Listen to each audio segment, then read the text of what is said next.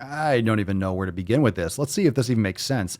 This is from a post. This looks like it's a tweet or something from a homosexual rigmarole. Rigmarole? Who the fuck uses that as their name? Langston 120, homosexual rigmarole. I have no idea. I That's fucking bullshit. I have no idea. All right, this is a quote tweet or something from Reddit. Anyway, homosexual rigmarole says, I need non-fat people to read this and then read it again. Cool. I'm a non-fat person. Non-fat. You mean I'm a healthy person? So you're fat or non-fat. Is this like, so this is like racist or anti-racist? You have to be one or the other. You have to be anti-racist or racist. You have to be fat or non-fat. I'm a healthy fucking person and you can go fuck yourself. fuck yourself. All right. This is from Yuki Bean. So homosexual rigmarole is sharing, I don't know, sharing a post from Yuki Bean. Yuki Bean says, I lost 75 pounds so doctors would stop blaming everything on my weight. Let's just, before we start, I could kind of tell where this is going. Remember, weight loss is what should happen as a result of those proper lifestyle changes. Okay, so if you're just going to be like, stop telling people to lose weight, yeah, that's a side effect of taking care of your health. Anyway, here's the post. I am 5'6" and 210 pounds before. I am now 135. It took me a year to lose it all, but what finally pushed me to lose the weight was because every single thing I went to a doctor for, it got blamed on my weight. Severe cramps, weight. Feeling sleepy during the day, weight. Numbness in my fingers, headaches, memory problems, balance problems, weight. I can't wait to go over this fucking post. I can't wait to rip this apart. I recently went back to my doctors, who of course applauded the weight loss and wrongly assumed all of my problems were gone.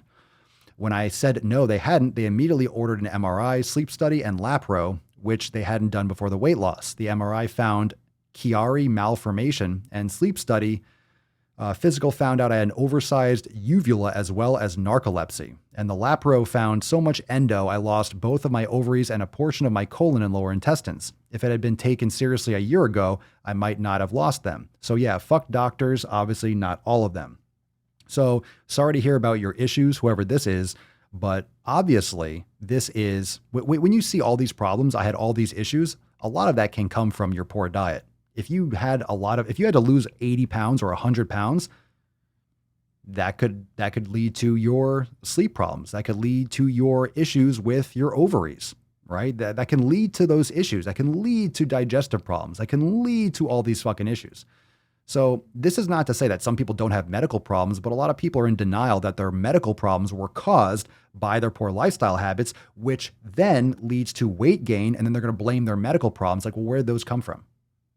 Where'd those come from?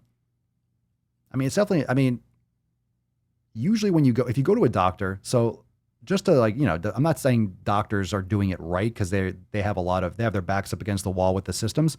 And some doctors aren't good too. Some people are assholes. Some people are good. Some lawyers are good. Some lawyers are bad. They're humans. So let's stop blanketing. It's like saying all cops are bad. That's stupid. That's stupid. That's a very silly thing. And that's this whole past year. It's like, ban the police and all that stuff. It's like, you fucking morons. Okay.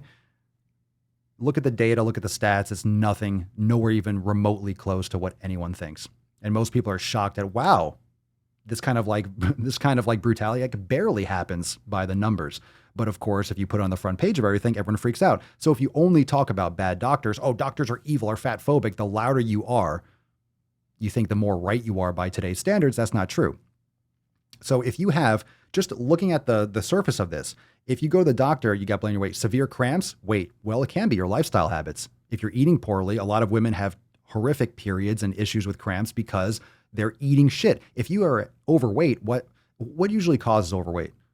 Eating shit, sleeping like shit, not hydrating enough, not exercising enough, just fundamental poor lifestyle habits. That's one reason that can do it.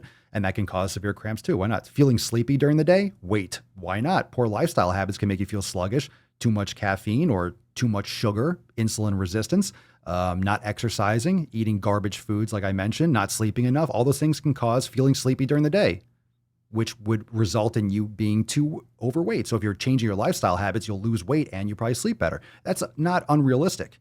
So what this person's hearing is like, you need to lose weight. What should be happening is there should be a whole team that is running all the blood tests, doing all that, but also helping with lifestyle improvements, which can help those things that cause weight gain.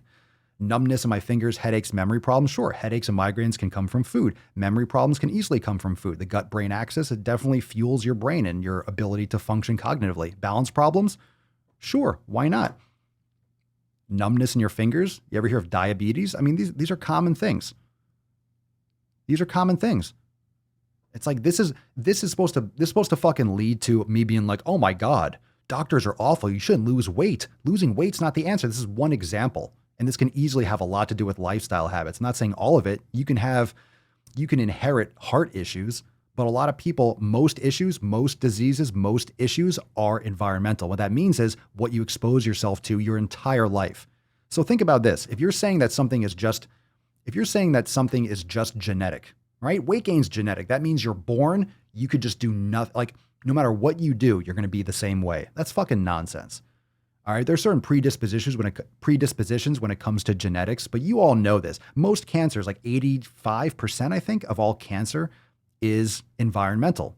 Are you smoking a lot? Are you drinking a lot? Are you never sleeping? Are you stressing the fuck out of your body? Certain types, you might be more predisposed to it, and you might be predisposed to having type 2 diabetes in the future, but you don't just magically have diabetes. You could have type 1 genetically.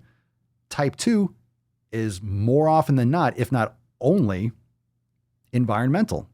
You can prevent it. You can even reverse it in some instances, but it comes with lifestyle factors and lifestyle improvements.